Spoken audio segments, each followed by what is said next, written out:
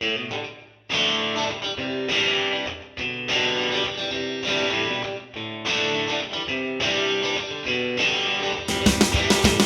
JD here. Welcome to the Mead House. You know, over the past several years, we've brought you over 150 episodes of mead making education, information, and entertainment.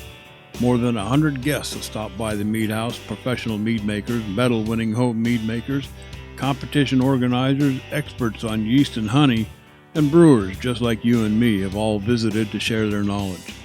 Hey, the Mead House is produced for home mead makers and brewers looking for a bit of inspiration and information from the many guests and discussions we have here at the house. You can help support the Mead House by joining the Mead House Keyholder Club on Patreon. Just go to patreon.com and search for the Mead House. There's also a link in the show notes. For as little as $2 a month, you can become a keyholder. We've teamed up with some great companies to provide thank you gifts for your support, so get on over to Patreon, join the Mead House Keyholder Club, and get your own set of keys to the Mead House. You can listen to the Mead House podcast with your favorite player, and be sure to rate us 5 stars on iTunes or your favorite listening venue. The Mead House, mead making entertainment you just don't want to miss.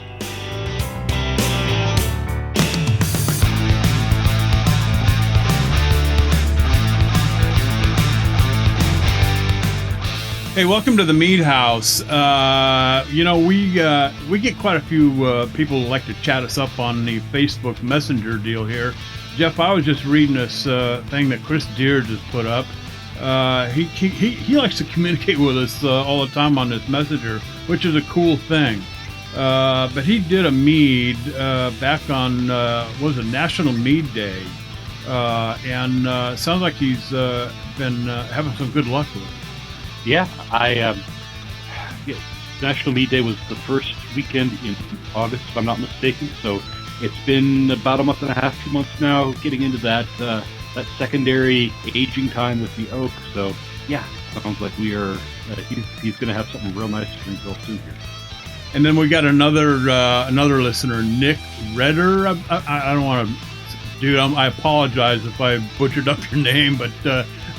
Nick Redder, as I see it, he's chatting us up here, and he's an avid listener. Been listening to episode 173 the other day, and thought it was a pretty amazing, pretty awesome episode. So hey, Nick, thanks a million. Hey, welcome to the Mead House, and thanks for listening to episode number 174. I apologize, wasn't here last week. Had a little episode. But the doctors and everybody got it all taken care of, and I'm as good as new. Doesn't it sound like it, Ryan? Absolutely. Anyway, hey, I was just painting the kitchen when Jeff and Ryan showed up. I'm JD Webb, and hey, I'll probably have to clean the gutters after they leave. Hey, does anybody know where you can listen to the Mead House podcast? I do. How about on iTunes, Stitcher Radio, Spotify? Oh, you know what? We got a brand new one. How about Amazon Music? We are up and running on Amazon Music. So check it out. Front page of the website. You can get the links right there. YouTube. Just all kinds of places. TheMeadHouse.com. Hey, in this episode, if you're a mead maker, this guy needs no introduction at all. And if you follow him on Facebook, you'd think he was a 5-star Michelin chef with 14 of his own restaurants. But we're not here to talk about his cooking. Well, sort of. We're here to talk about his mead and pairing it with food. Tonight, you'll meet Tom Reifus, home mead maker extraordinaire. We're going to talk about some recipe ingredients for making a mead, building a mead recipe, and pairing it maybe with your favorite meal, maybe a baked bass or maybe some rosemary chicken. And then in segment 2 and 3, we're going to double up the fun tonight with Facebook friends. This is where we try to answer questions from mead makers with no formal expertise other than what we've experienced in our own brew house. Of course, all that and more here at the Mead House. But first, thanks to all the Mead House key holders who keep the Mead House podcast free. You, too, can become a Mead House key holder and help support the show for as little as $2 a month. We've got some great thank you gifts to send out to you, so get on over to patreon.com, search for the Mead House. Hey, just do the easy thing. Click on the link in the show notes on the website. Hey, what are we drinking tonight? Double fisting it tonight, guys. Today is Tequila Tuesday. And I found something. There was a new pavilion store opened up here in town, and I mean it's a gigantic freaking store. Place is just massive, and they've got quite a liquor department in there. And then in the locked up case, you know, where they keep all the good stuff, I found this bottle of Jose Cuervo de la Familia. And I know what you're thinking, extra añejo. Nah, nope, sorry. This one is Reposado. And yes, it was locked up in the case. It runs about $100 a bottle. This stuff just it's something new from Jose Cuervo, at least new to this region. I've never seen it on the shelf at any of my usual places here in Southern California. But this stuff is amazing for a reposado. Keep in mind, reposados are aged less than a year, up to 1 year in whatever barrels that they might want to choose. This one was aged in 3 barrels. I don't know what barrels came first, but they were done in a heavily oaked American or heavily toasted American oak, and a lightly toasted American oak and a French oak. But I don't know the sequence of barrels that they used. I'm going to say they probably started out with a heavy toasted oak first, and then maybe followed it up with the American oak to pull some of that vanillas out. The heavily toasted, you can get a lot of those spices, those baking spices out of it. The lighter oak, that's where you pull all that vanilla caramel flavors out. And then the French oak gives it some nice body. And I tell you, the barrel char on this, unbelievable at the first aroma. Then you start digging deeper, you get into those baked spices a little bit. I get some orange spice in there. Oh my word! Sweet up front, that baked agave, and then that barrel char starts working on you about mid palate, and you start picking up all those baking spices. I get lots of citrusy and that orange, almost like not an orange zest, more like a dried orange peel. And then it finishes. That barrel char starts turning on a little bit. The vanilla is about mid palate. It finishes a little on the sweet side. Jeff, go find a bottle of this for Sheila. And if you can't, tell her I'll send her one. This stuff is awesome. Okay, for a reposado, I would highly recommend this. This is top shelf reposado right here. Now, in my other fist, I busted open this. Let me get the bottle off the floor here.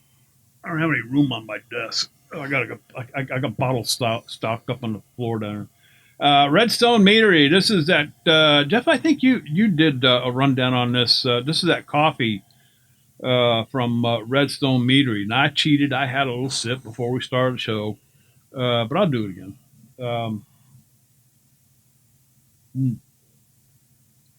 Tart. Tons of coffee aroma, no doubt, and that kind of covers up everything else. I guess that's why they put coffee beans on the counter at like wineries, right? So you can smell the coffee beans. Is that how that goes? So it doesn't ruin your smell. It's more like to refresh your sense of smell, your nasal palate, if you will. There you go. That's the idea. Yeah. This is Redstone makes some good stuff. I've had a lot of their meads. The coffee thing, well, you know, man, you just go back a dozen shows or more and listen to the whole coffee thing here at the Mead House. Kind of a running joke around here. This one's a little on the tart side for me. I dig the coffee flavor. I mean, coffee is absolutely right there. I wish it was just a little tiny bit sweeter. Not much. Just a little bit sweeter to try to throw that tartness off a little bit and maybe bring that coffee out just a little bit more. But I would damn sure drink this in the morning with my toast. Good stuff. All right, pass the hat around. Jeff, what is in your cup tonight? So tonight I have 2 glasses of other people's meads. In my first glass, got an apricot-looking beverage here that the bottle came with a piece of masking tape that said "maybe orange." So this is courtesy of Ryan. definitely got some orange and some honey on the nose. And let's see, maybe that's orange. There's some oxidization that kind of hits right at mid palate. I'm getting the honey more than the orange, but there's a kind of a citrusy flavor in here that I see where maybe orange is coming from. Also getting kind of like a hint of cinnamon or something like that on the end of the palate too. So, yeah, Ryan, do you recall this one at all? That was one that it sounds like it's what I thought it was. It was made with orange peels, basically. Just Okay. yeah. So that's where the flavor is coming from. I just took orange peel and a bunch of it. I had a bunch of it, and kind of did a boil. I boiled them for just a couple of minutes, just to make sure that anything that was on them was going to be knocked out, and then just kind of steeped it for a while, and took that water and then added the honey to it and fermented it out. Right on. Okay. That kind of explains it's not a sweet kind of an orange flavor. It's kind of that that it's kind of not. You put the is the word I'm looking for. I apologize. Yeah, it's that orange zest kind of flavor going on there. I got a question on the orange peels, Ryan. Did you did you just peel oranges and put the skins in the freezer, or did you like zest the peels off thinly enough to get rid of that white stuff, or how did you do that? So this was a dried orange peels. These had been sent to me to try out and play with. And so I had a bunch of dried orange peels. Gotcha. and just use those. Kind of like you'd use if you were going to make an herbal tea blend. Sure. Or something like that. Yeah. Gotcha. All right, Jeff, what's in your other cup? So my other cup, this one has a little bit of a backstory. My best friend Chris approached me a while back and said, "Hey, I have this idea for some wine. I want to make some wine, and then I want to kind of do a back sweetening and secondary treatment with some fruit or some chilies and things like that."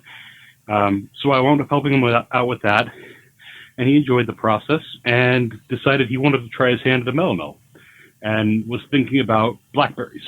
So this was back when I was working at the homebrew store. Came in one day and was like, "Okay, well, how many pounds of blackberries should I put into a 5-gallon, 6-gallon batch of mead?"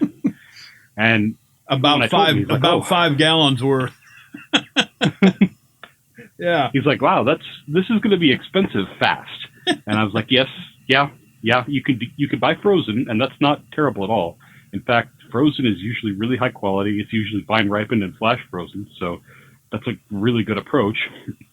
And then I got to thinking, we had just gotten this new product in, this Vintner's Best fruit wine base. I don't know if you guys have seen this at your local homebrew store, but no. It's about a gallon of concentrate.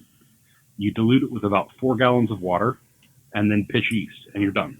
Essentially, wow. You let it do its thing, back sweeten to taste, and it comes out pretty damn good for as little effort as is going into it.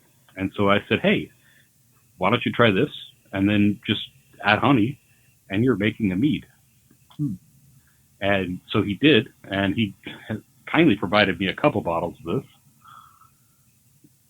And I got to say, I think this is his first or second attempt at mead, and this is pretty damn good. Wow. You get the tannin and the acid from the blackberries. I believe, if I remember right, he used some local honey from a beekeeper he knows. And you can tell he back sweetened with it as well, because it's got a good sweetness level for the amount of tartness from the blackberry. Yeah, no, for his first or second time out the gate, this is a damn nice showing. So I'm excited to see what he comes up with in the future too. Wow, that sounds good. You say it was Vintner's Fruit Wine Base? Vintner's Best. Vintner's Best. I'm taking notes, if you can't tell. Yep, little gallon jugs. So Yeah. I think they run about $44, but I swear, just anecdotally, the owner of the store made a batch of the apricot, and we just had that kind of in the fridge along with all the hops and yeast and stuff, ready for people to try if they were interested in it. And oh my God, I swear 3 out of 4 times if somebody tried that, they went, "Oh, yeah, I'll buy this. I'm going to try that." Excellent. Outstanding. Ryan, what's in your glass tonight, my friend? Well, we had cocktail hour run long at the Hacienda. Yeah. So I am still drinking my cocktail, which was a whiskey tonight. And as I finish that, I am going to open a bottle of Monk's Mead. This is their wildflower traditional. And let's see, they always put something on the side here. It says, "You're holding a bottle filled with the history of the world. Known as the nectar of the gods, mead has been part of mankind's story from the very beginning, imbibed by the Egyptian gods, toasted by the Romans, and indulged by the Vikings after battle. Mead's history is rich with lore. Monk's Mead is our modern version of mead, and we hope you make it part of your story. Enjoy." If I remember correctly, this won a couple of medals, or at least one, for being a good, for dry traditional, the category of dry traditional. So I'm excited to try that one in a few minutes here, and I'll give a rundown of what that seems, of what that's doing. So that's what I've got in my cup tonight. I did try Monk's peaching, what do they call it? Peach into the choir. Yeah. It's their peach mead, session mead with black tea, peach and black tea. And I thought it was very good. It was semi-carbonated. I think which works really well. And I got a little mint on it. JD and Jeff, I think you guys also might have tried that one. Yep. And did you guys get some mint? It almost, to me, it was pleasant, but it's almost like I was drinking a mint tea. Yes. Something to settle your stomach after a big meal. Yeah. I got the peach and everything, but then there was this, it wasn't like in your face mint, but almost like an afterthought. Not an aftertaste, just an afterthought. But yeah, I did detect a little bit of mint. So it's been a while since I've had that one. I recall getting a lot of tea at the end finish. Yeah, me too. That might be where the minty flavor is coming from. I don't recall remembering anything that specifically struck me as minty, but like I said, I probably had that around April or May, so it's been a minute. Sure. Ryan has such a more refined palate than the rest of us. Over the years, I've had too much bourbon and too much tequila. Anyway, hey, what kind of whiskey was it? Or is it?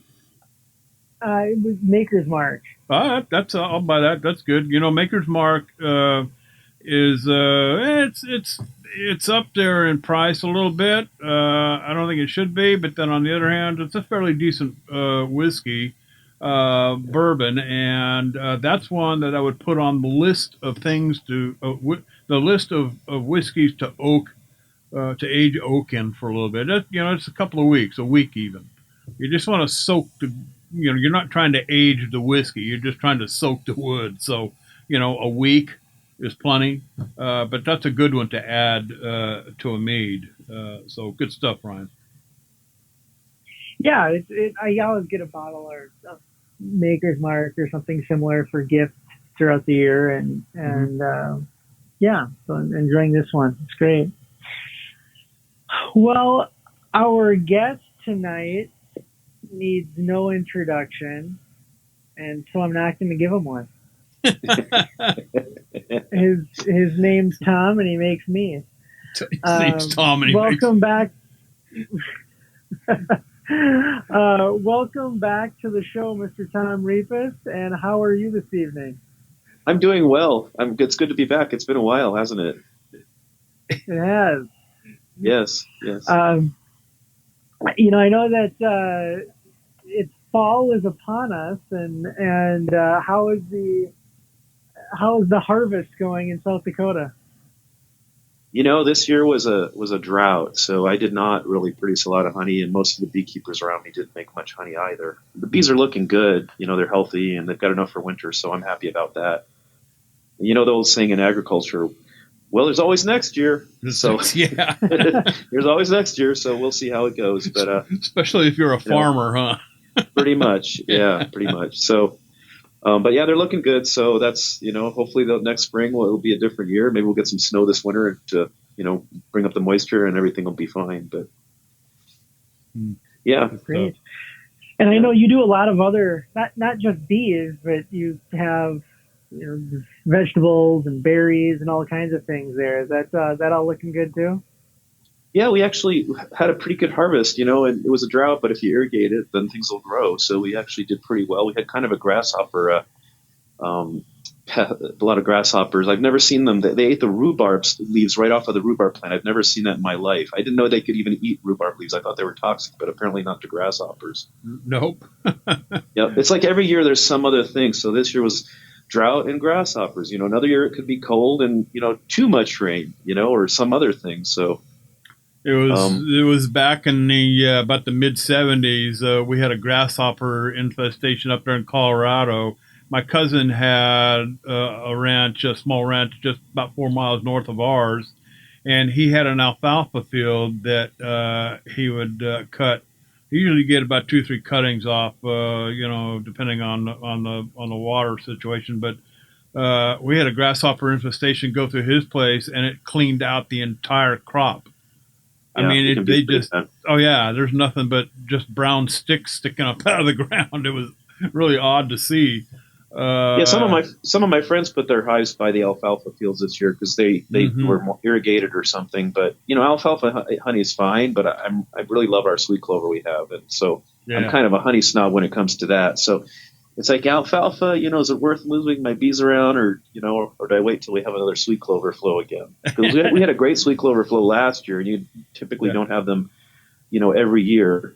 Yeah. And so I don't know. We'll see when we get another sweet clover flow. I wish I could predict it better because then I could get a whole bunch of extra hives and, every 5 years, make a lot of honey, and then the other years to, kind of scale back. But that's not how it works. There you go. I cruise around on your face. And this is, I don't know whether I'm looking at, like I said in the opening, a Michelin chef, or is this guy just loves to cook? You and I have had a conversation about this, but you do love to cook. I love to cook.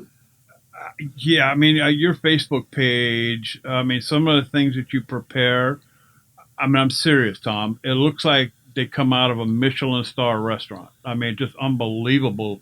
I mean, even down to you pipe the sour cream. What was that? You piped over the tamales? Was that sour, like a crema? It was just a sourdough I bought at the store that came out of a tube like that. I didn't work that hard at that. I'm thinking, this guy actually... It looks a lot better than just putting a gloop on there, which I had some of that too. But I'm like, I'll just use this one from a tube that I found, and it'll be good. It'll look pretty. But that one I didn't work that hard on. Yeah, dude, I use a spoon. The masa flour from scratch. That was there you go. Part. Yeah. Yeah, but I mean the touch. I mean, it's just I'm looking at this thing. I'm thinking, this guy doesn't actually stuff a pipe full of sour cream and squeeze it out on a tomato. Man, this guy really goes the length. Appearance matters. You sure can't eat a photo, but what do they say? You eat with your eyes. Eat with your eyes first. And it has to be enticing. And you could have a food that's big glop on the paper plate. It might taste good, or maybe like chili or something. It might not look very good, but it might taste great. But when you have the colors and the textures and all of that really makes something enticing. Of course, it has to meet your expectation. There's nothing more depressing when you try something that looks really good or smells good, and then it's like, oh no. Or even with a mead for that matter, when we're judging, it looks beautifully brilliant and it smells so good, and you can't wait to take that sip, and then it's like blah, So it's gotta have the flavor and not just look pretty. When you get older, and maybe it's just me, you learn to appreciate the finer things in life. Two of them for me are my bourbon and food. And I love food. And I like a good meal. I like going to a nice restaurant and sitting down to a nice meal that looks great on the plate and tastes really good. And the other thing, go ahead. The way I feel too is, we all have to eat. Eating is necessary, obviously. So why not eat well? Yeah, it doesn't necessarily take all that much time. Some foods take a longer time, but some foods, it doesn't take that much more time to eat really well. No. So why not just eat well? Yeah, no kidding. The other thing I enjoy doing while I'm at the restaurant is picking out a nice wine to go with the meal, whether it's red meat or fish or chicken or whatever it is.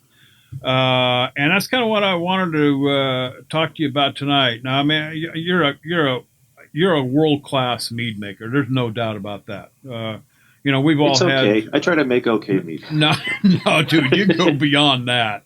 And for our listeners out there, if you ever get a chance to have some of Tom Reeves' mead, dude, you got to, hands down, some of the greatest meads you'll ever taste, bar none. And the three of us here have had the luxury. And, you're talking about fine stuff here. Well, let's go down the food aisle a little bit here. Being a mead maker, I think Ryan said it before we went live here. We're talking about this first segment, what we're going to talk about. And how did you put it, Ryan? We're always say it for me, so I don't mess it up. I'm not sure what I said. What did I say?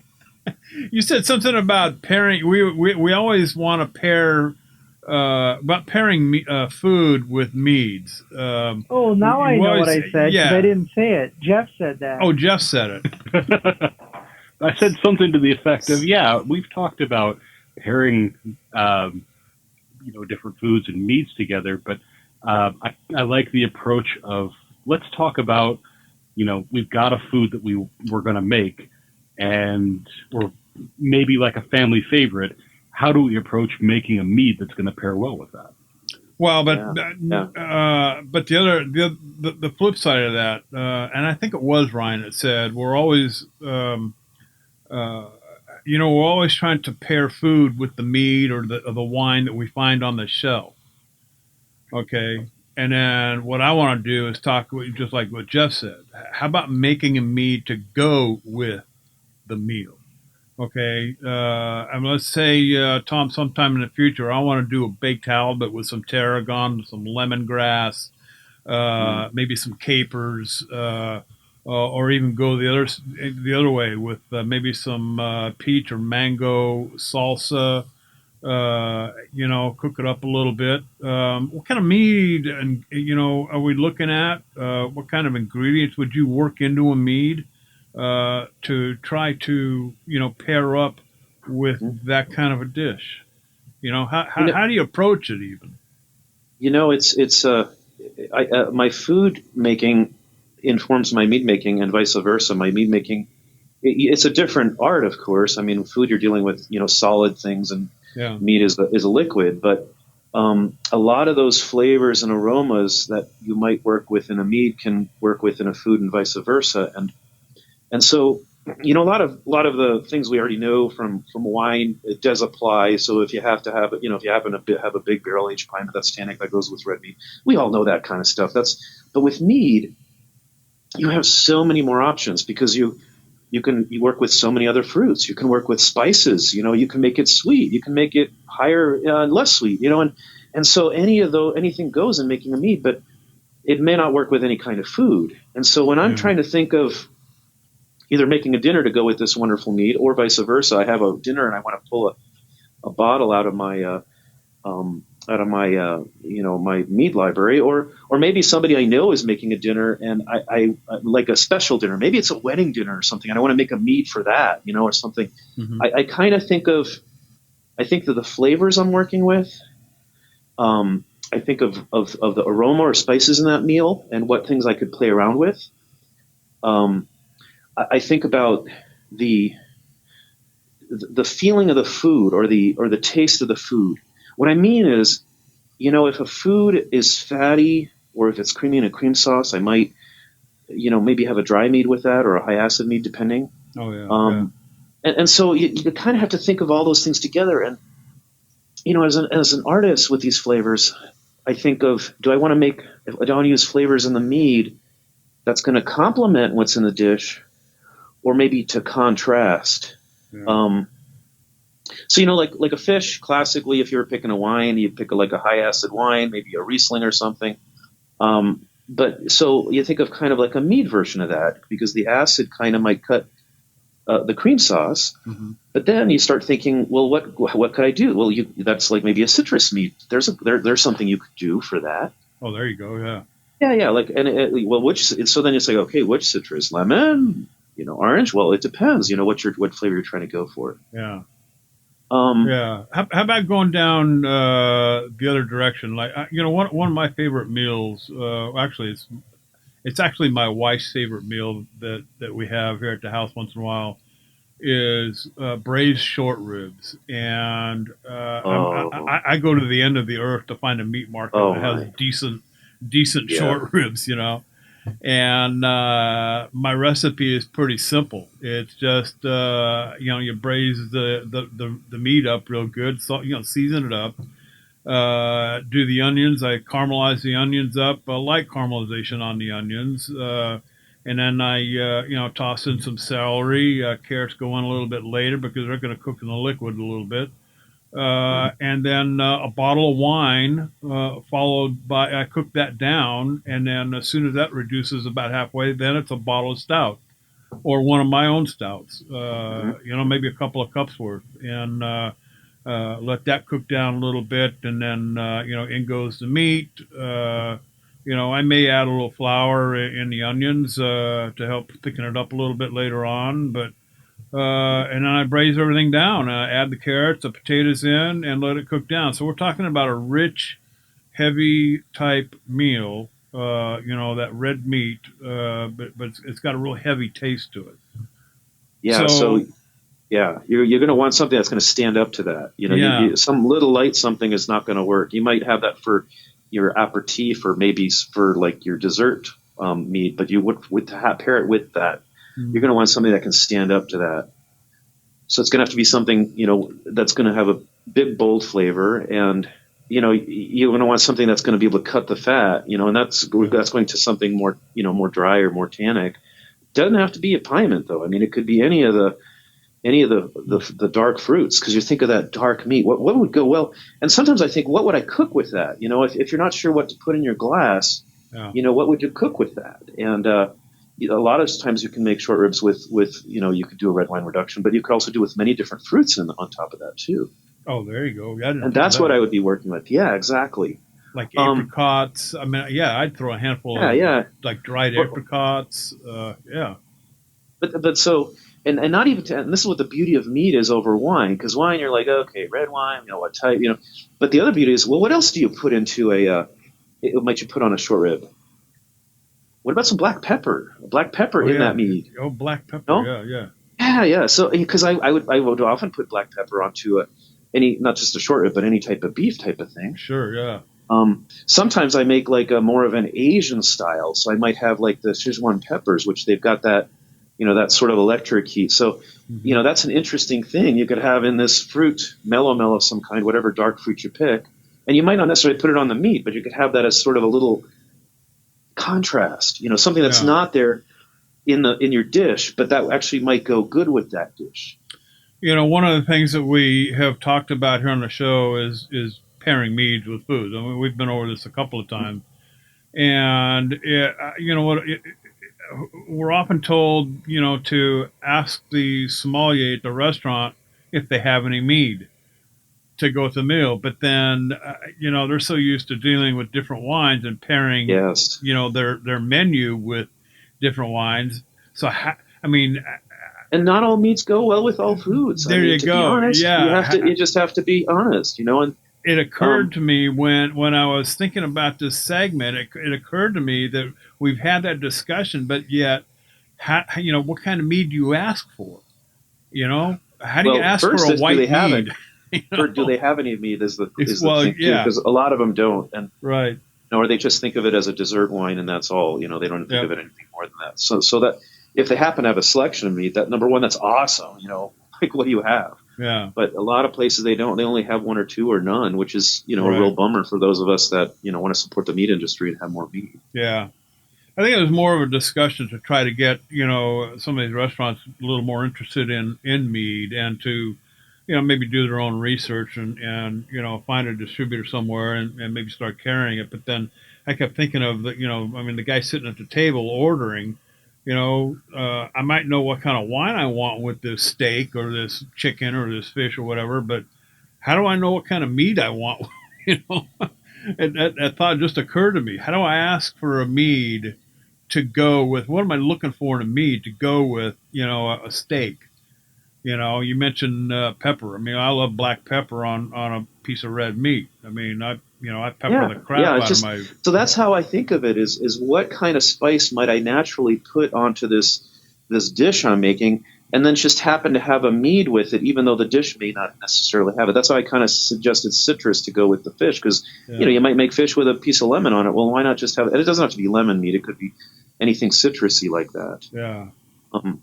And so that's where you can have that contrast, but that's why they put it in the dish when we cook it, but you could actually have that in the glass of meat. Yeah. Some things you might not want to do, like let's say you're having a hot pepper meat.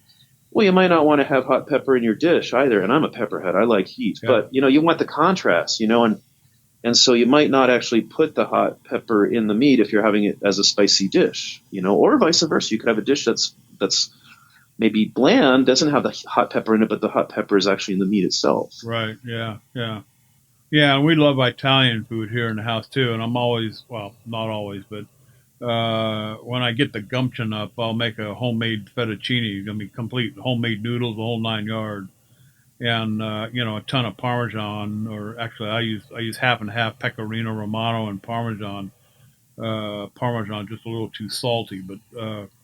And then I'm hunting the refrigerator down for a bottle of, that bottle of Pinot Grigio I already finished off last week. And why does that work? Because it's a high acid wine, so it really works with the fat, and it doesn't, the savoriness and umami of the cheese is a contrast from that crisp acidity of the Pinot Grigio. There you go. And so then I'm thinking, okay, what kind of a mead? What do I use for a mead? How do I make a mead?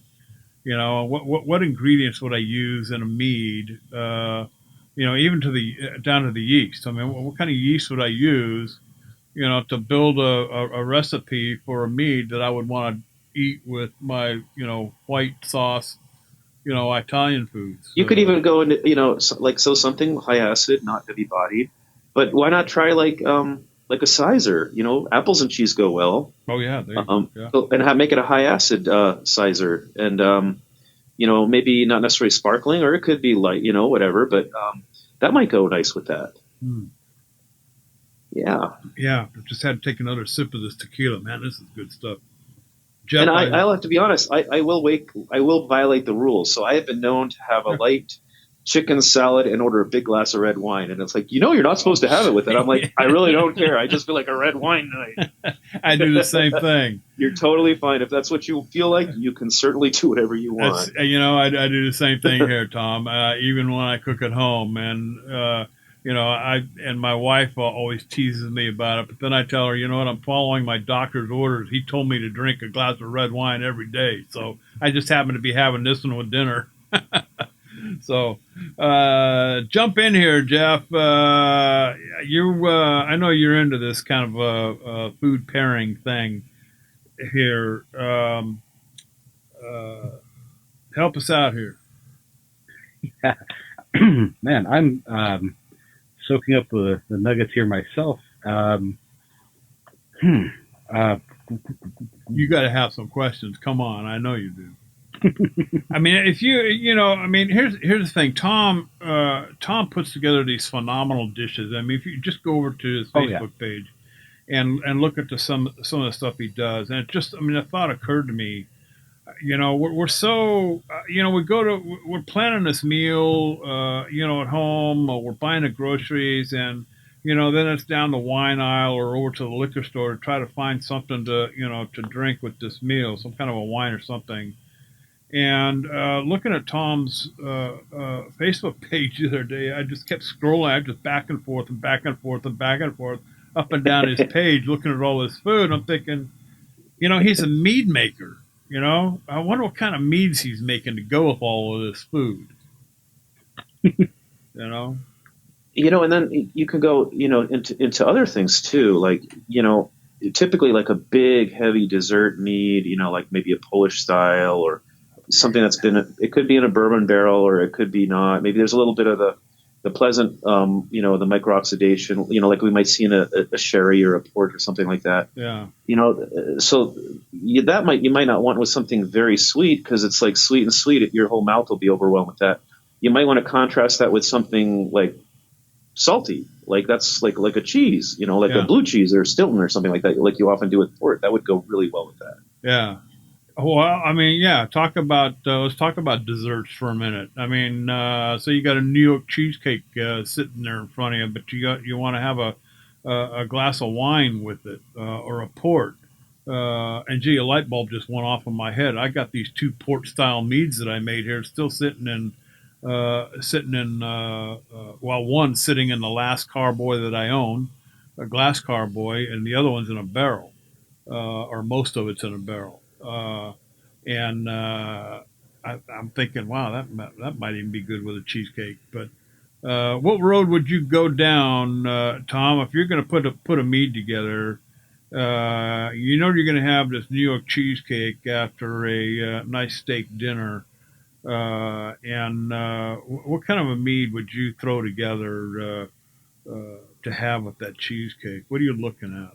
So a cheesecake, it's very creamy. It's fairly sweet. Mm-hmm. So you're not going to want something super sweet with that, but you don't want it to be bone dry because it's going to just be too much of a clash. Yeah. So I'd probably pick something semi-sweet with enough acid balance. And then I would probably pick some kind of fruit mead of some kind. So that could be anything. What do you put on a cheesecake? Cherries, cherries. Blueberries, yeah, raspberry. You pick the fruit. You pretty much anything. Yeah. You could even pick a fruit that you wouldn't even normally consider putting on there, just to be a little wild. And hey, it's just one meal and one beverage. If you don't like the combination, you can just drink the meat separately and eat it separately. It's not the end of the world. Yeah. But yeah, they would probably pick something like that to go with a cheesecake. Yeah, one time I was having a very rich chocolate ice cream. It was like a dark chocolate ice cream. I mean, super dark chocolate. And it went really well with a raspberry chipotle that I had mead. And it was kind of a high acid semi-sweet. It went really, because you think about it, raspberries go with chocolate. Hot peppers often go good with chocolate. So that was a really nice combination. Oh, there you go. That works. Yeah. Wow. For our listeners out there, I mean, here we go again. Tom's dropping nugget after nugget after nugget. If you're paying attention out there, I hope you came to the show with a pad of paper and a pencil. Start taking notes or listen to the show again. You can just rewind it and start over again if you want. But and again, that's what you can't really do with wine. Is it a heavy red, with high tannin, or is it a dessert wine, or is it a high acid, white wine? And there's all kinds within that, but you don't have all the extra fruits and spices that you can play with. That's why I love being a mead maker, because truly my artistry can come through. And not that I make wine and I enjoy it, but it's a little bit, you're having to work more, with wine, it's more the technical parts and how to, what grapes you got that year and how to work with them to make them into something good. But with mead, I can just pretty much anything I can think of, potentially, that sounds good could work. Although maybe not Brussels sprouts or something in a mead. I don't know about that. But I don't know. People seem to dump all kinds of or horseradish. I mean, watch me though. I might make one just to see if it can be made. I just don't want it to have to be the marinade. I'd rather not do that. Well, is mead mead seems to be a little more versatile when it comes to pairing with food than wine does. Do you think, or no?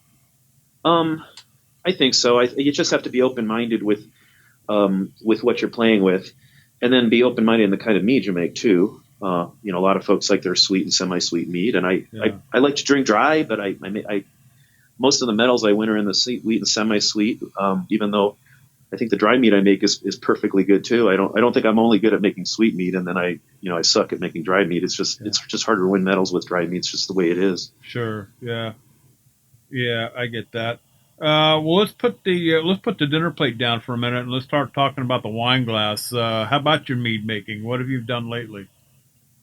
I tend not to make very much in the summer for a couple of reasons. I'm too busy keeping bees and growing the garden and stuff. And then the second reason, we live in a log cabin and we're at altitude. We're like just under 4,000 feet up in South Dakota, but we don't really have air conditioning. So some days it can get kind of warm in the house, and so I usually just not really make mead until the fall. Now I do other things. I might be bottling, or I might be, putting in sulfite addition if I need to. So I'm doing the other parts of mead making, but just not the fermentation part. So I am really itching to start fermenting here in a few weeks.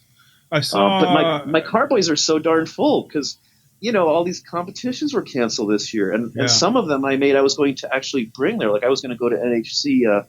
In Nashville, I have family there. I was going to drive down there with kegs of mead in the back of my pickup and hoping they were all going to get drunk up like in one night. And now I have them. And I mean, they're good, but it's not like I can drink them all. My poor liver wouldn't survive. And so now I don't have a lot of space to put new stuff. So I've got to start moving it.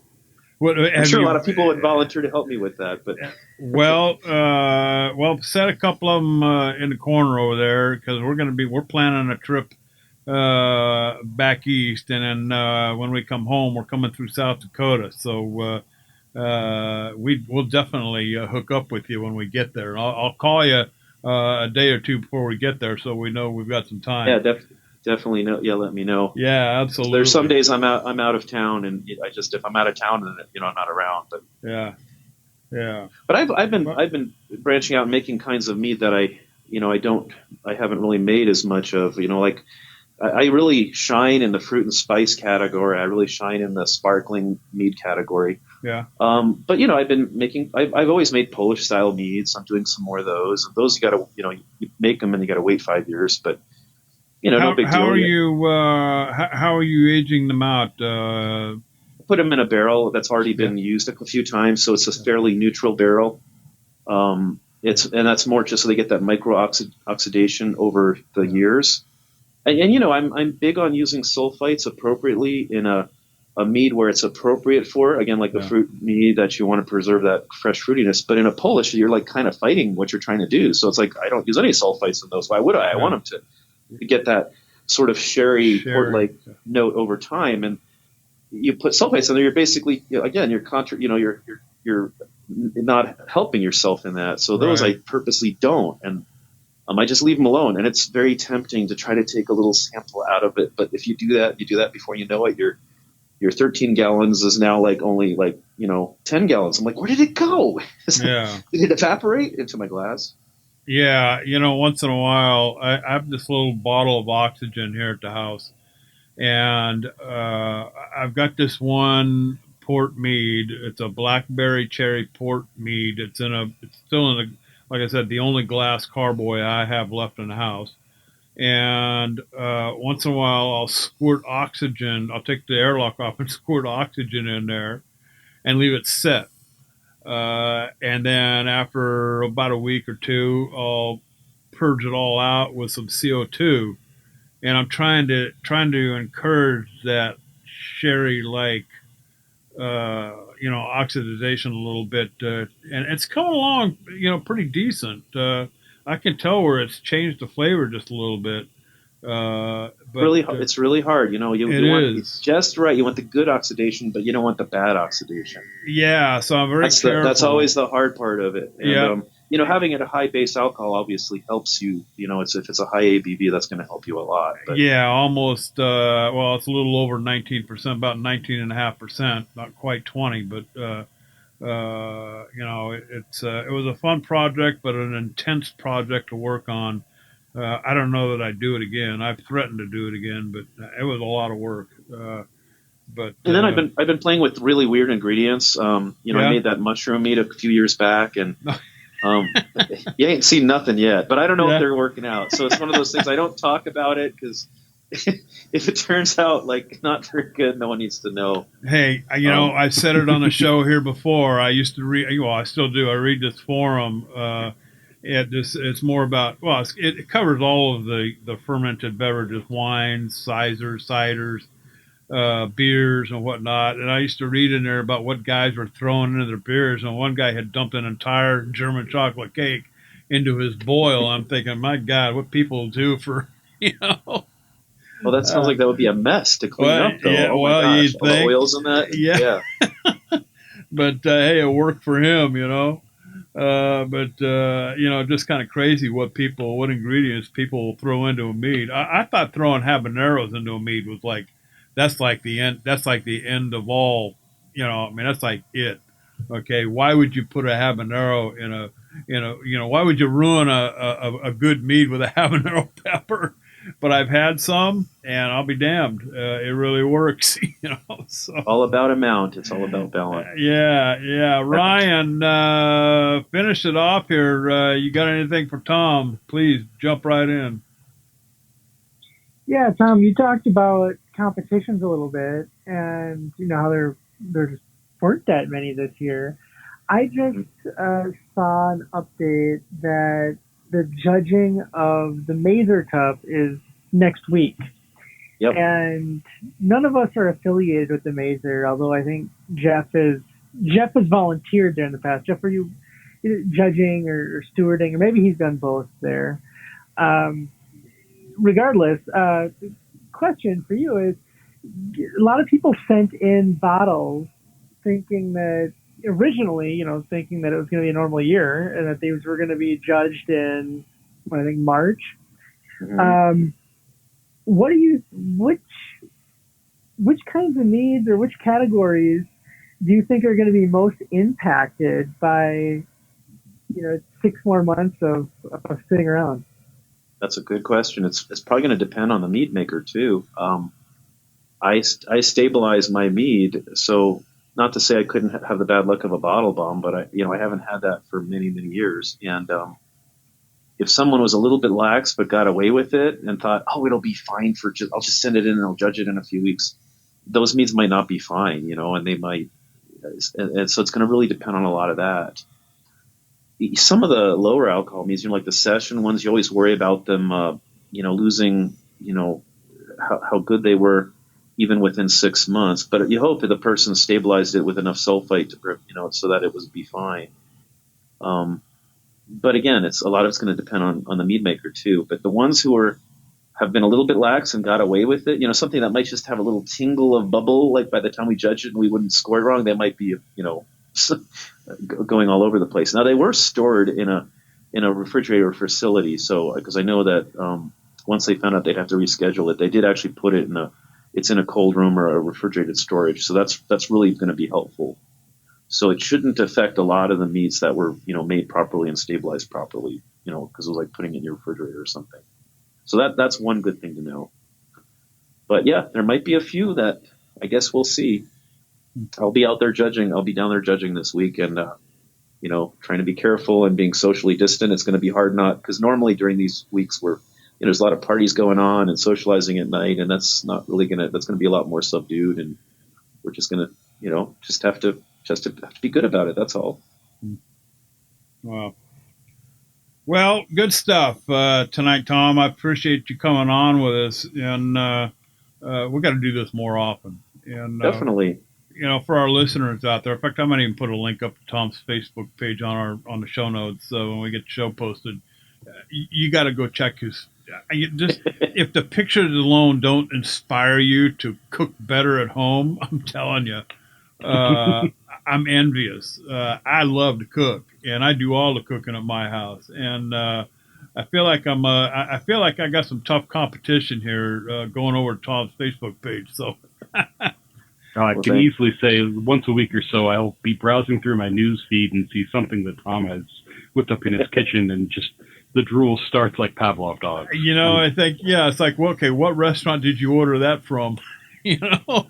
And the thing is, I would never want a restaurant. I mean, I'd love to cook for friends and family. I mean, it's a form of giving. It's, you know, for me to pour some of my meat into someone's glass and watch their eyes light up.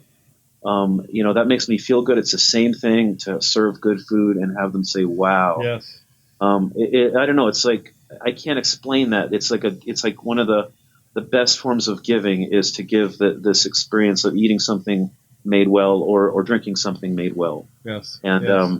Yeah, I would never want a restaurant where random strangers come in and, you know, they have all their opinions. That's fine, but I wouldn't want to deal with that. But, no, I'm with you. I'm with you. Looking forward to seeing you out there when we get there in June, Tom.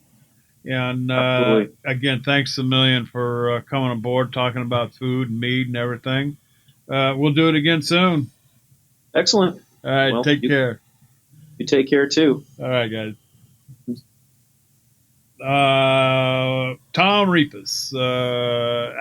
We just missed each other by like 10 minutes. A couple of years last year, whenever it was, when we was out there in North Dakota, and but I did get to hook up with a couple of buddies of his and picked up some South Dakota honey. I still have 3 gallons of it left. I just hate to use it. It tastes so good, you know. And no, I didn't eat the 4th and 5th gallon. No, that did go into some projects. So, but Tom, you know, like I said, we'll put his link up to his Facebook page. I'll just hook it up to his name there in the show notes, and be sure and visit. I mean, for all you home cooks out there, if you need some inspiration, don't know what to fix your family for dinner, take a look at some of the stuff that Tom cooks up on his Facebook page. I tell you, he puts me to shame. At any rate, moving right along here at the house, we got a double order of Facebook friends coming up here. So why don't we just jump right in on that? I'm just digging this Jose Cuervo guy. Jeff, you got to buy your wife, you know, and let me know if you can't find it. You know, I opened this bottle of this Monk's Mead Traditional, and it's very good. It's not by any means a typical session. I mean, it's at 11.9 ABV, so it's a whisker under 12. So it's very standard strength, but it drinks too smooth, a little too smooth. And it's got some really good flavors. It's a little bit of acidity, a little bit of sweetness, some really nice mouthfeel. I mean, it makes no mistake, it's dry, but it just presents really well. It's got a little bit of like almost a butterscotchy, you know, little note to it. Very, very nice. These, you know, Monk's Mead guys, they continue to do a great job, and I tell you, I'm impressed. Good stuff. Yeah, I got a quick story for you guys. You know, so I'm making a couple of braggots here, you know, and so I got one of them going that it's a version of the Ryan braggot that Andrea likes, and now that she can enjoy a beverage again, you know, I needed to get one going. So it's a version of the Ryan braggot, just a couple of small tweaks. You know, she likes when I use wheat malt and Saison yeast. So I'm doing that, and at the same time, I was making a Trappist braggot, like a monastic Trappist braggot, kind of like a double, basically, and you know, really enjoy those. You know, and use it as the candy syrup. And I didn't make my own this time. I still had some, so I used what I had. But I kind of added that, basically just post high Kreuzen. They really get the great flavors out of it. Just smelled amazing. Well, anyway, going back to, starting up the fermentation, because I did these both in the same day. I've got the Saison, fired up, ready to go. And then I had this really old envelope of, like monastic yeast. And I thought, I'll make a starter. It'll be fine. So I'm making a starter and nothing's going. Like, nothing's happening. And I'm like, well, I kind of assumed here this was going to get going because, I thought this was going to get going here. And it didn't. And I had made it. And I wasn't going to drive to the homebrew store. And so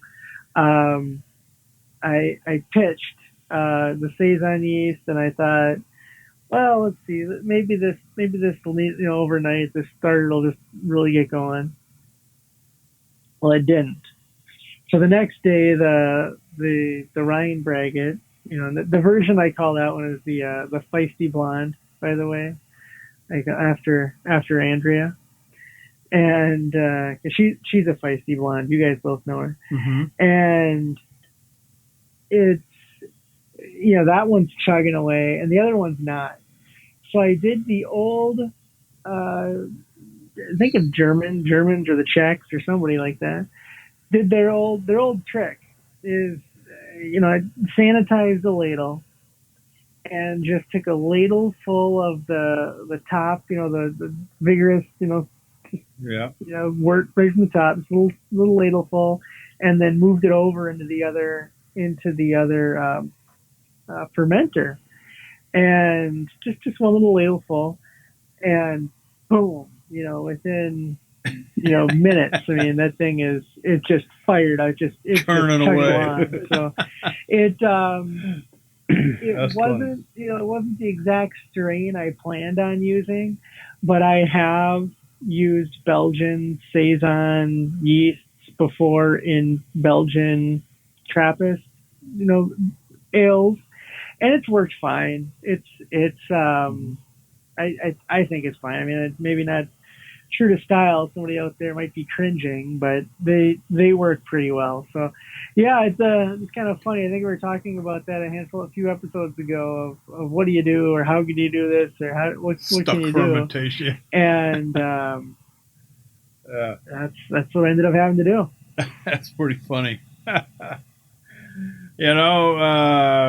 If you're like me and have a pair of ferment, of course I'm changing mine out. I'm actually reducing my fermenters down. I'm going down to a single fermenter. Not giving up the two twins yet. I'm actually going to use them both for secondary vessels instead of fermenting vessels. So I'm kind of in a toss-up, either Spike or SS Brewtech. Been looking at both of them. Probably make a decision by the end of the week. But if I were to go back to the two vessels again, that's an idea for some of the folks out there that may have a couple of fermenters that want to play around. Like I say, take a ladle off the top during a rigorous fermentation and kind of dip it into the other fermenter next to you, and give her a whirl and see what happens. Maybe you have a different recipe or different ingredients or whatever. That might be a way to come up with something unique as well. Might have to give it a little bit of attention. I mean, a ladle full of yeast probably isn't going to be a whole lot to get it rolling, but I bet if you played around with it a little bit, you could get it going. So, good stuff. Facebook friends, starting from the top. This one's kind of long, guys. Maybe I should skip down. I think I am. Let's skip down. This one's I think this is off of one of Jeff's Reddit deals, BYU Laborator or something or other. Something about chestnuts. Greetings, fellow bee puke refiners. chestnuts? It says chestnuts are great, and roasted chestnuts are even better, but they're quite oily and thus require an organic solvent in order to be properly incorporated. Oils are not good as they can go rancid and, God forbid, precipitate. What's the best way of making a roasted chestnut mead? My vision is of a semi-sweet mead with clear honey, rounded pleasant chestnut characteristics. My experience tells me that adding an extract to secondary and letting it age for a month or two before bottling is a good idea. The extract is made by roasting chestnuts, chopping them up to increase surface area, leaving them in strong alcohol, vodka or perhaps a brandy, for the duration of the primary, agitating once in a while, and then filtering or centrifuging. Also, adding some oak chips to the extract might be a good idea in order to boost the flavor. The ratio between extract and mead can be tested beforehand in order to balance the flavor. Other ideas, thoughts from the community? Why? And I'm just tossing. I've never worked with chestnuts or peanuts or anything like that, but I know that they do have a ton of oil in them. Some more than others. But my question would be, why couldn't you boil them? I don't know if you've ever had boiled peanuts. It's a real delicacy down in the South. Quite good, actually. But why couldn't you boil the chestnuts, Jeff, and extract the flavor that way, and then put that water in a refrigerator or something, next to freezing? Would the oil coagulate enough and rise to the surface enough that you could skim it off or strain it out and preserve that water, or is that not a good idea? Well, I would sure think so, and I think you know, I think this goes back to when we had Jessica from Mountain Rose Herbs on. There are some flavors that extract better under water, and some that extract better under alcohol. So, you may get a different flavor profile from doing that extract under vodka than you would just boiling it out. Again, heat versus cold, so to speak. Yeah. You'll extract different flavors that way too. So, I would think if you've got the money and the supply of chestnuts to burn, doing both and seeing what flavors you get out of both would be a great enterprise. I generally don't have the time or patience for that when I'm making a mead, but I hardly encourage anybody to try it and report on their results. What do you think, Ryan? Well, actually, let's go beyond chestnuts. Not just chestnuts, but any nut. Could you boil to extract the flavor, and then, like I say, put it in the refrigerator and let that oil coagulate, and try to strain it out? I'm thinking how wax rises to the top of honey, and then you let it sit, and you can pretty much remove the wax pretty easily. Ryan's thinking about that. Well, and I'll exactly. Go ahead, Ryan. You boil it, and then you put it in a great thing is if you got a beer fridge or a chest freezer or something that isn't going to freeze, you can put it in a bottling bucket basically, and just go start going right out the bottom, leaving all that oil on the top. Yeah, that's what I'm thinking. All right, so go ahead. Two quick thoughts here. I recall way early in the history of this show, Mississippi had some ideas for dealing with pecans, I believe, like fresh out of the oven for roasting. Yep. I think he had suggested putting them in a paper bag and then just shaking the living crap out of it. And the idea is all that oil from the pecans gets drawn into the paper, so you end up with like the bad fast food restaurant paper sack that looks so fatty and oily it's practically a window. My other quandary here, though, is, and maybe I'm off base here and maybe I'm not, how much of your enjoyment of these nuts comes from the fact that they're fatty? Fat does carry flavor the same way that we talk about sugar carrying flavor too. Yep. And more often than not contributes to it. So once you get that flavor extracted without any of the fat, I don't know if I would still like it. True. That's another thing to think about. So I don't know if that's necessarily helpful, but it's definitely something to be to be mindful of when you're putting this together. Amaretti.com. Mm-hmm. Try that. Take the guesswork out of it for you. There you go. And if they don't have it, all you got to do is send them an email, and I guarantee you they'll either have an answer for you or they'll start working on it. So Amaretti.com. So get after that one there. What was his name? Laborator? Laborator, I think, is the Laborator, username. BYU Laborator. All right. Okay, here's another BYU. Is this like Brigham Young University? These guys all making mead out there. Gaming Historian 2011 citrus flavor. I bought my mother-in-law a citrus hard cider months ago from Tennessee. She asked me to try to replicate the flavors in a mead. My only issue is I'm not sure what flavors to put in it. The company label has pictures of oranges, lemons, limes, and a mango. I was thinking that maybe doing a base of no pulp orange juice and honey with these fruits added in. Grapefruit, blood oranges, lemon, lime, possibly yuzu, if you can find one, but I'm afraid it's going to turn out bitter and dry. Suggestions? Yeah, I think it's kind of going overboard. Just a ton of flavors. Yeah. Just a ton of flavors. I would stick, lemons and limes go good together. Oranges, I don't know that you'll get a whole lot of. Well, you could, yeah, you could try oranges. Oranges and mangoes would go together okay. I don't know about the orange juice part. I would stick with the orange peel, the zest off of oranges, and maybe some mango flavoring, Jeff. I don't know.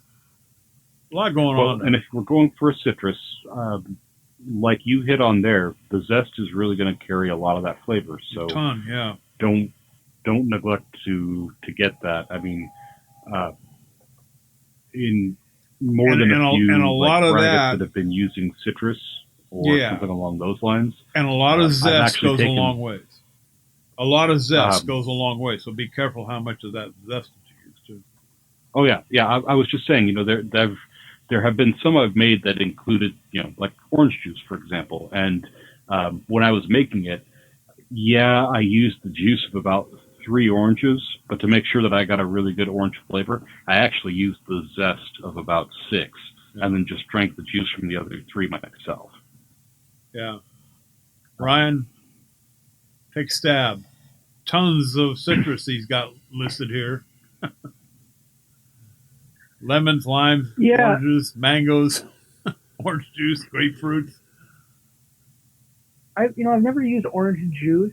I've used orange zest and orange peel. I've used lime in the past. It's a rule of thumb. I mean, I know limes come in a really big variety of sizes, but you take like an average size lime. Like even depending on what you want to do, how heavy the flavor is going to be. I've even gotten really good flavor from about 1 lime per gallon. So if you're doing a 3-gallon batch, you only need 3 limes, and it sounds good. The orange, the lemon, the lime, just a lot of that citrus. That's easy. Yeah. I think the mango might be nice as well in there. It's it'd be interesting to know if the picture on the label was for that specific flavor, or if this was just kind of the generic label they had. Right. These are all of them that we use in different ones. Yeah. So, but yeah, I think it sounds good. The citrus, the mango, would be good. Like I said, I've never used orange juice, so I don't have anything to tell you there. I've used like I said, orange zest, orange peel. I've used an Amaretti. I've used the Cascade beer candy syrup, orange. So, a lot of things there, but never just taking a bottle of Tropicana and dumping it in the fermenter. Yeah, I would, pick a couple out of there. I mean, not all of them, just a couple. Like I said, oranges, Right. lemons, limes and lemons, maybe mango and a lemon, mango and an orange. I think would be better. But I was about to say I would suggest against using a half a dozen different fruits into any kind of mead, especially there are some people that have very much impressed me with having 3 or 4 different flavors all going on in a mead and go, wow, I can pick apart each and every one of these. But when you're talking about putting 6 different fruits and they're all fairly citrusy together, you run a really strong risk of them all muddling together and becoming some kind of vague, non-specific citrus that that may be exactly what you're going for, and it may be really awesome. But to say that it's a lime and lemon and mango and blood orange and grapefruit mead, I'm going to taste it and go, okay, well, it's fruity. Yeah. Yeah, exactly. All right. Let's see here.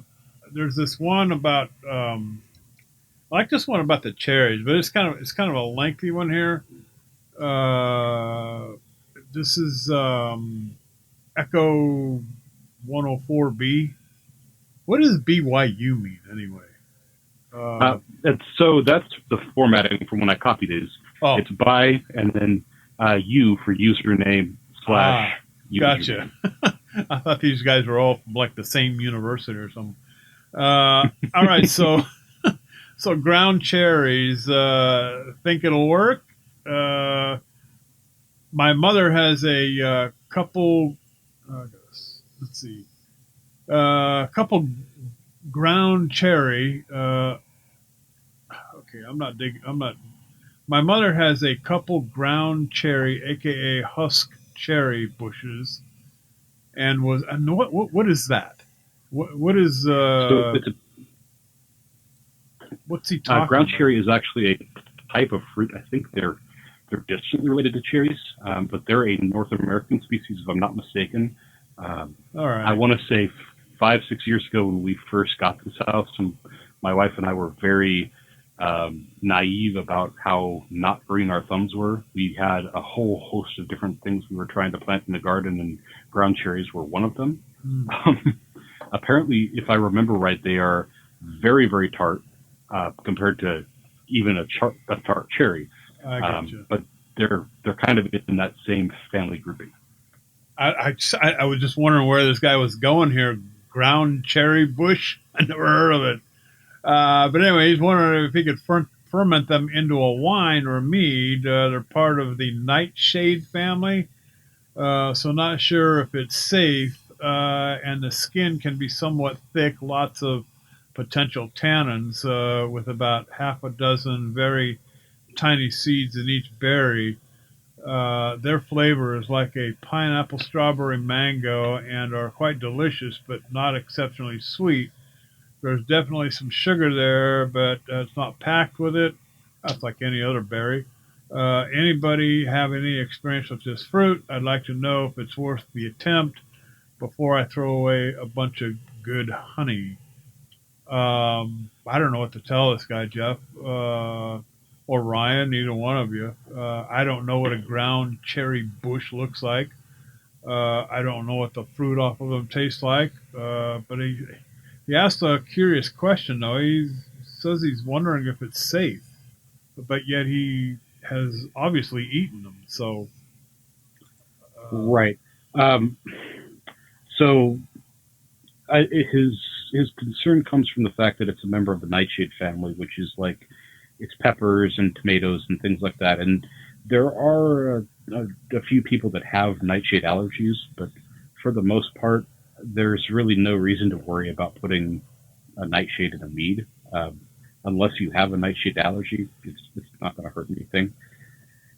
Um, I one of the interesting lores about the nightshade family is that for a very long time in continental Europe, shortly after the quote unquote discovery of the North American continent, people were bringing back tomatoes, but they had this reputation for being poisonous. And it wasn't actually that the tomatoes were poisonous; it was the fact that they were eating them on pewter plates, and the interaction of the pewter with the acid or whatever in the tomato was making people very ill. Yep. So there is a possibility for some kind of chemical interaction, but I mean, honestly, we're talking about using plastic or stainless steel or glass for fermenting vessels, and probably plastic or stainless steel, stirring and measuring and glass and things like that. I can't see where that would really come up as a concern. He mentions also that these have a really thick husk. So, I mean, I would take the same approach as I do with blueberries or something like that that's really thick and a little hard to deal with.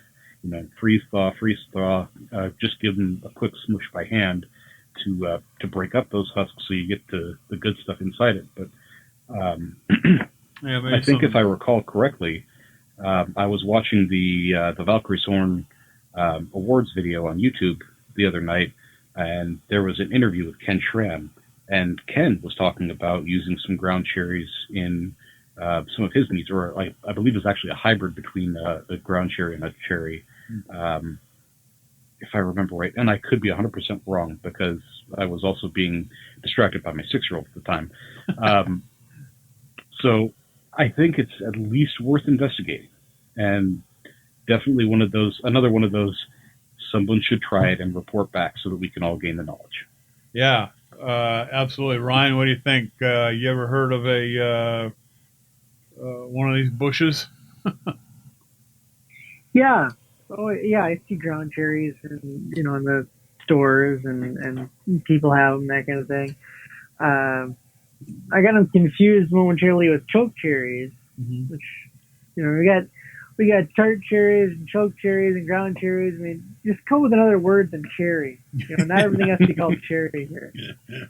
So, I mean, I think you could make a very good meat out of it. And like Jeff said, I really wouldn't worry about the nightshade thing unless you determine that you have a nightshade allergy or sensitivity. But I doubt that the person does, or they probably wouldn't have brought it up anyway. Yeah. If they knew that was something they couldn't handle. So I think you can do something really good here, and I think it's a high potential project. I go for it. Yeah. We just don't have them down here in Southern California. Sorry. I'm not much help. Let's tackle this big one up at the top. I don't know where this one comes from, but it's kind of long.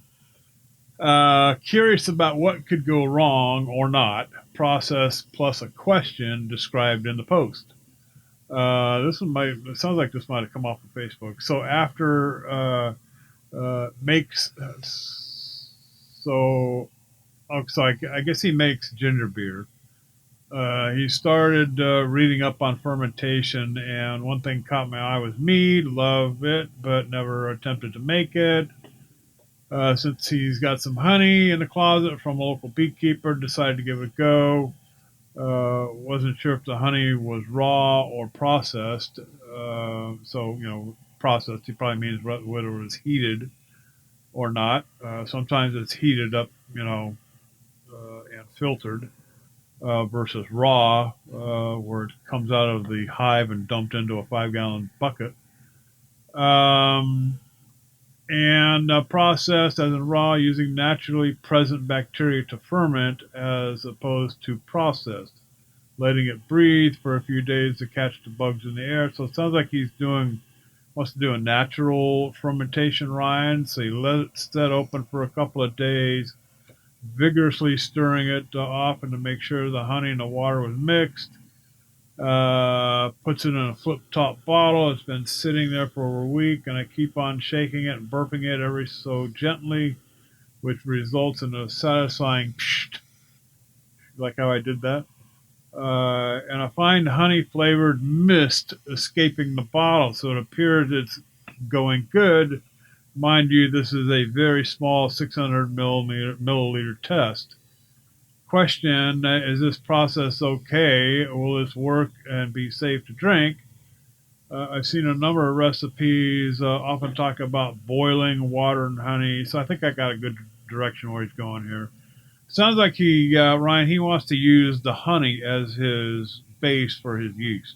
So we're talking natural fermentation here. Throw some water in, put it in a bottle, put the airlock on, and let her rip.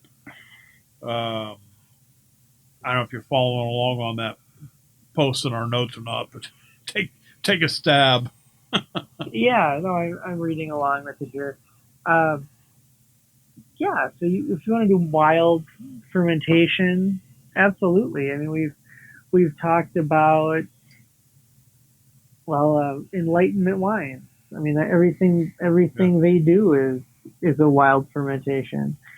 We talked to the bootleg biology folks. We're trying to capture wild yeast from every zip code in the country. We should check with them and see how they're doing. Yeah. On that project. So I mean, of course you can let it ferment with whatever's in the air or the yard or under the tree or wherever, or just in the honey itself. Some things on there. Yes. Will it be safe to drink? Yeah, probably more often than not. I suppose. I mean, if it's fermenting, it's good. I mean, once it gets to about 2% alcohol by volume, it's got some qualities to take care of any of the blanking here on microbes or whatever those. I'm thinking back, where it's you're not going to get any of those stagnant water syndrome. So yeah, I mean, it's fine. I see a lot of people when they start fermenting, they question the safety of it. Oh, is this safe? Is this beer safe or wine safe or cider safe or mead safe? And yeah, I mean,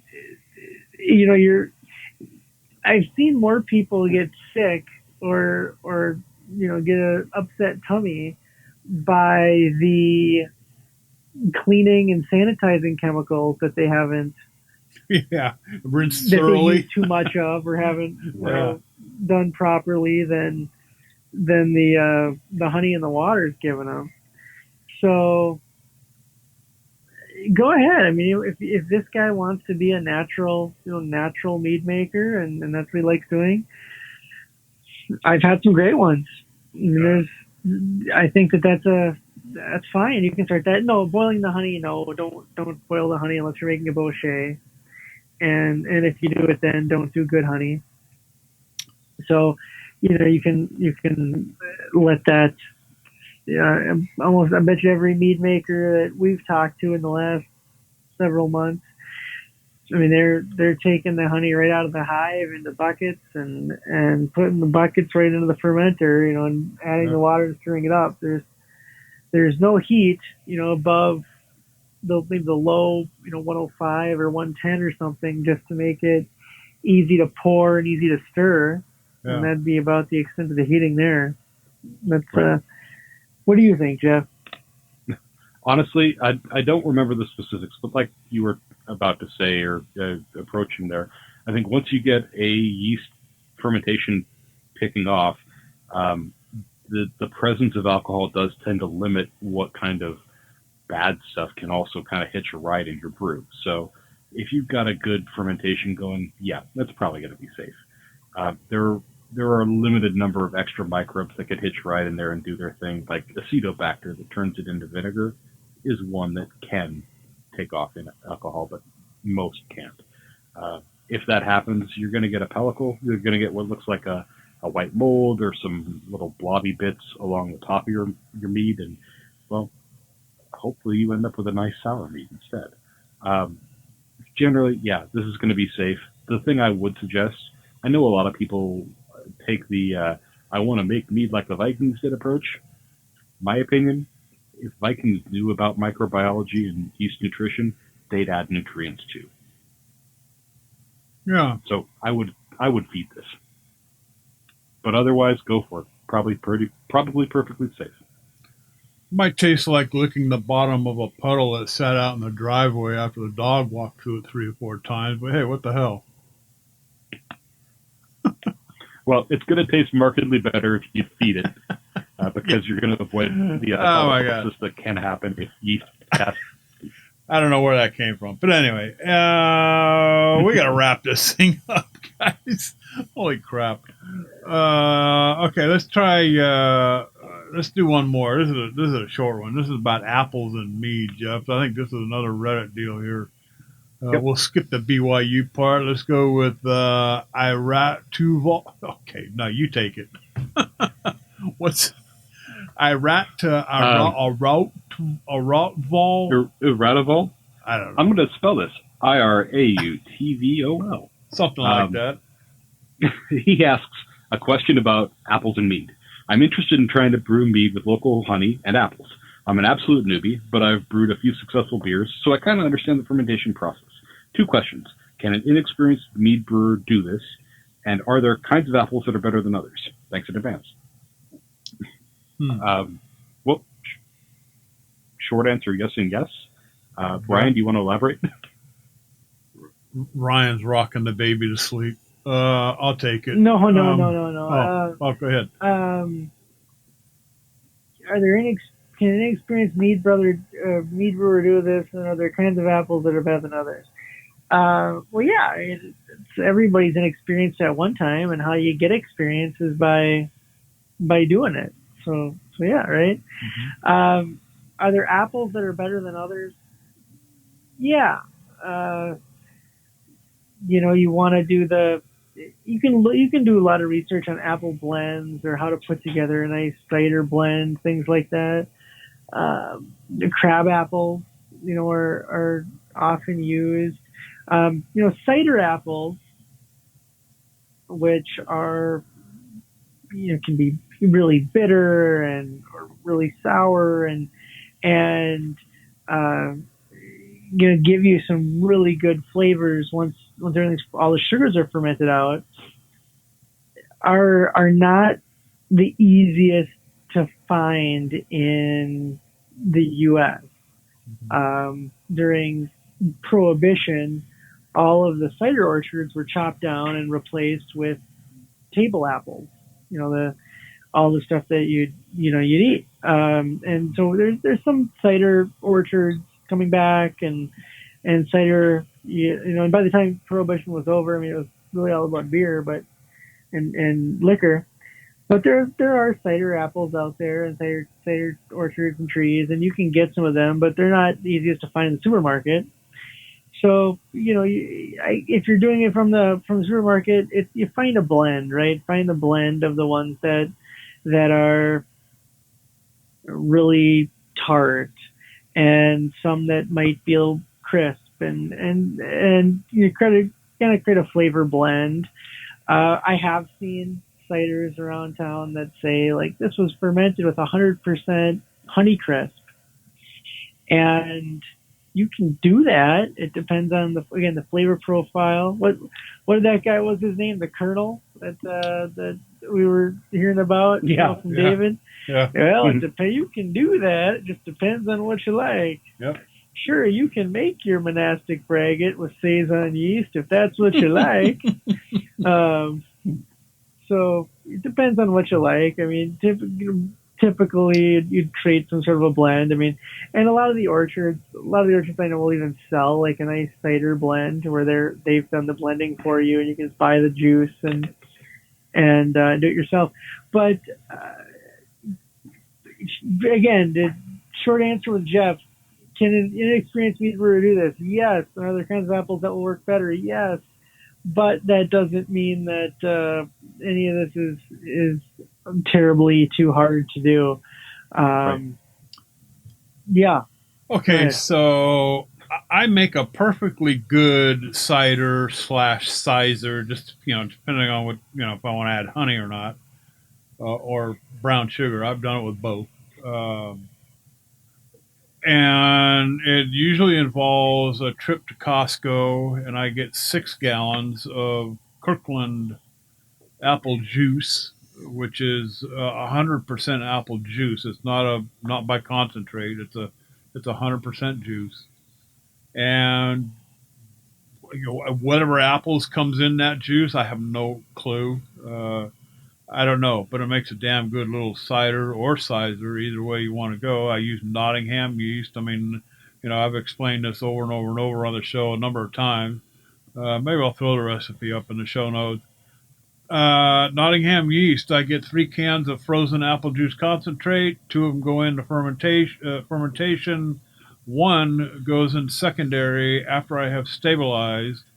And but beware, it's going to take a long time for this thing to age out, for that apple flavor to really develop. It's just one of those things. It's kind of like honey. The longer you leave a nice traditional sit, the more that honey character really starts coming back. Same thing with apples. I mean, that's just the way it works out. Typically, I'm really late this year. I would have already had a batch in before summer, and give it a good 8-9 months, and have it ready for wintertime. That's how I do my ciders and ciders. So Kirkland, or any apple juice for that matter. If you got the apples and you got the crusher and you got the grinder and you can make the juice out of the apples, go for it. Absolutely. Yeah. My 2 cents, honestly, yes, there are apples that will make a better cider than others. Table apples tend to be a little bit bland and, uninteresting when they're turned into cider. Mm-hmm. But that said, if you've got access to them, go for it. And can an inexperienced mead maker do this? Yes, you can. And in fact, you probably should, because of all the fruits that I've played with, and that's not an exhaustive list, it's not really my big thing, but I feel like fresh pressed apple juice, or even the unpasteurized cider I can sometimes find at the store around this time of year, it wants to ferment. There is enough natural yeast just kind of hanging out on the skin of those apples that gets, hitches a ride on the juice, that even if I let it sit all by itself, it's going to take off. I think, Mahoney has talked a couple times, Josh Mahoney has talked a couple times about, getting some fresh cider and just letting one of those go. It's one of the easiest things to ferment and have a fairly pleasant result from. So I think it's a great thing for an inexperienced mead maker to try, because you're probably going to like the result okay, and you may even like it a lot. Yeah. All right. We're going to drop it right there and put this one to bed. Hey, thanks for listening, and special thanks to Tom Repas for hanging out with us in this episode.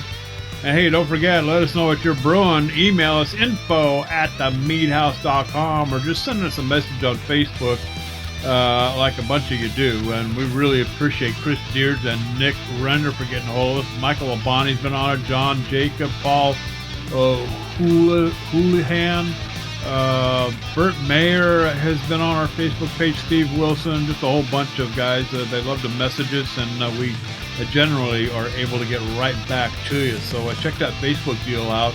And Twitter, both at the Mead House. So, hey, in the meantime, happy mead making. And that's it for this episode. Ryan, hey, you know the drill. Flip the lights off, Jeff slam, and bolt the door shut. Hey, we'll be back next week with episode number 175. We've done 175 of these things? Are you kidding me? Jeez. 175 episodes? Holy cow. Hey, that's it. Funny how time flies when you're just sitting around drinking with your friends, right? You think, and here, and here I'm drinking Jose Cuervo tequila tonight. I'm damn. Anyway, hey, that's it. We're gone.